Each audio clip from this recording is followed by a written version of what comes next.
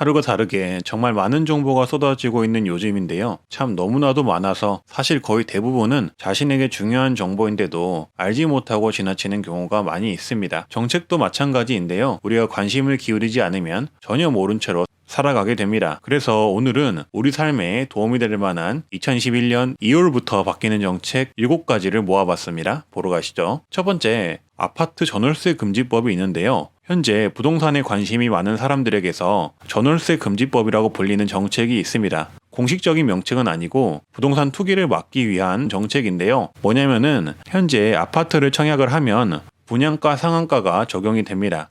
그래서 청약이 되면 새 아파트인데도 주변 시세보다 저렴하게 구매할 수 있어서 청약 로또라고도 불리는데요. 지금까지는 보통은 이렇게 청약에 당첨이 되면 분양권을 바로 팔아버리거나 아니면 먼저 분양을 받고 당첨된 아파트를 전세나 월세를 내줘서 부족한 아파트 잔금 처리를 했는데요. 이제는 그런 것들 또한 투기로 간주해서 실제로 거주하는 것만 인정을 해준다고 합니다. 그러니까 의무 거주 기간을 만들어서 그 기간을 무조건 지켜야 한다고 합니다. 그래서 전월세 금지법이라고도 불리는데요. 일단 체크하실 점은 기존에 받았던 분양권은 적용이 되지 않고 2월 19일 이후 분양이 되는 주택이라는 점과 실거주를 꼭 해야 하지만 예외사항이 있다는 점, 그리고 수도권 분양가 상한제 지역에 한해서 시행이 된다는 점을 확인해 주시고요. 거주 의무 기한은 민간 택지는 2에서 3년, 공공택지는 3에서 5년입니다. 전매 제한도 있으니까 참고를 해주시고요. 그리고 거주 의무 위반을 할 경우에는 처벌이 강력한데요. 그러니까 타당한 이유 없이 실거주를 하지 않는 경우죠.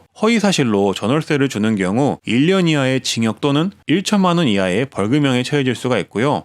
주택도 강제 매매가 되어버릴 수 있습니다. 그러니까 거주 이전을 할 경우 과태료 납부 이후 주택을 한국주택토지공사에서 우선 매입을 할 수가 있습니다. 즉 거주 의무 기간을 지키지 않으면 과태료 플러스 소유권 상실이 될 수가 있다는 겁니다. 엄청난 처벌이라고 볼 수가 있죠. 그래서 2월 19일부터 이게 시행이 된다는 점 참고를 해주시고요. 두 번째는 공공 마이 데이터 서비스를 시행을 합니다. 공공 마이 데이터 서비스란 국민이 국가나 금융기관에 서비스 신청을 할 때 행정기관 또는 공공기관에 흩어져 있는 국민의 정보를 필요한 정보만 모아서 제공하는 서비스입니다. 예를 들어 기존에는 소상공인 정책자금 지원 서비스를 받기 위해서는 구비서류 13종을 구비하기 위해 관련 기관에 일일이 다 방문해 제출해야 했으나 이제 공공 마이 데이터 서비스를 이용하면 바로 한눈에 모든 자료를 파악해 빠르게 소상공인이 정책 자금을 지원할 수 있게 된다고 합니다. 즉 쉽게 얘기하면 필요한 서류들을 마이 데이터를 통해 신청을 하면 공공기관에서 알아서 처리해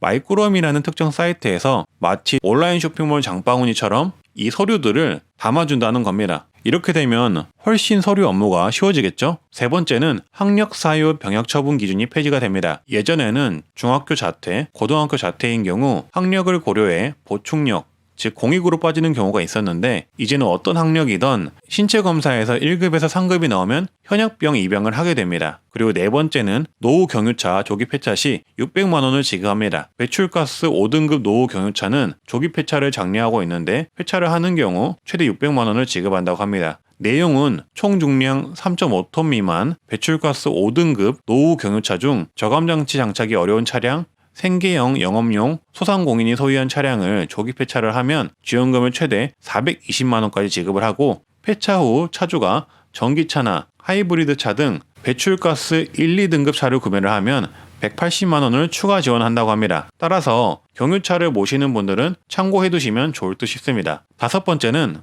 기상현상 증명 민원 발급이 확대됩니다. 기상현상 증명서라는 게 있는데요. 사업하시거나 기상 이상 현상으로 피해를 보신 분들에게 필요한 서류입니다. 따라서 보험회사, 관공서, 제출용으로 필요한 자료라고 보시면 되고요. 기상현상으로 생기는 다양한 피해들이 있잖아요. 그런 피해들을 보상받기 위해 제출을 하기도 하고 건축, 토목 등 다양한 사업에 기상이 영향을 미치는 경우 필요한 서류입니다. 올해 2월부터는 이 기상현상 증명을 더 세밀하게 증명하기 위해 기존 100여 개 대표 관측 지점에서만 제공을 하던 기상현상 증명 정보를 전국 곳곳에 설치된 600여 개의 관측 지점 정보까지 제공받을 수 있게 되었다고 합니다. 보다 더 많은 기상 정보를 기상현상 증명서로 받을 수 있게 됐다고 생각하시면 됩니다. 여섯 번째는 맹견 소유자 책임보험 가입 의무화입니다.